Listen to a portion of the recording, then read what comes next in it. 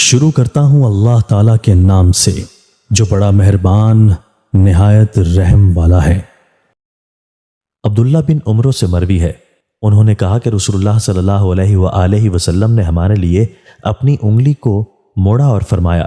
یقیناً صلہ رحمی رحمان عز و جل سے ملی ہوئی ایک گھنی ٹہنی ہے، اس کی ایک فصیح و تیز زبان ہے، جو چاہتی ہے بولتی ہے، تو جو شخص اسے ملاتا ہے اللہ تعالیٰ اسے ملاتا ہے، اور جو اسے کاٹتا ہے اللہ تعالیٰ اسے کاٹتا ہے۔ عبداللہ بن عمرو سے مروی ہے، انہوں نے کہا کہ میں نے رسول اللہ صلی اللہ علیہ وآلہ وسلم سے سنا، فرما رہے تھے، ایک سیدھا سادھا مسلمان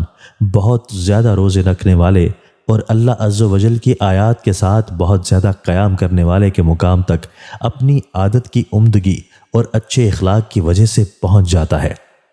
عبداللہ بن عمر رضی اللہ تعالیٰ عنہ سے مروی ہے، انہوں نے کہا کہ رسول اللہ صلی اللہ علیہ وآلہ وسلم نے فرمایا،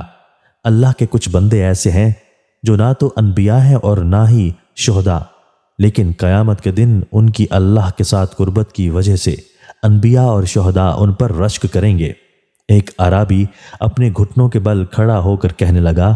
اے اللہ کے رسول، ہمیں ان کے بارے میں بتائیے اور ہمارے لیے ان کی وضاحت کیجیے۔ آپ نے فرمایا، وہ مختلف قبائل میں سے لوگوں میں سے غیر معروف لوگ جنہوں نے اللہ کے لیے دوستی کی اور اللہ کے لیے آپس میں محبت کی، قیامت کے دن اللہ تعالیٰ ان کے لیے نور کے ممبر رکھے گا۔ لوگ ڈر رہے ہوں گے لیکن یہ نہیں ڈریں گے، یہ اللہ کے وہ دوست ولی ہوں گے جن پر ترجمہ نہ کوئی خوف ہوگا اور نہ وہ غمگین ہوں گے۔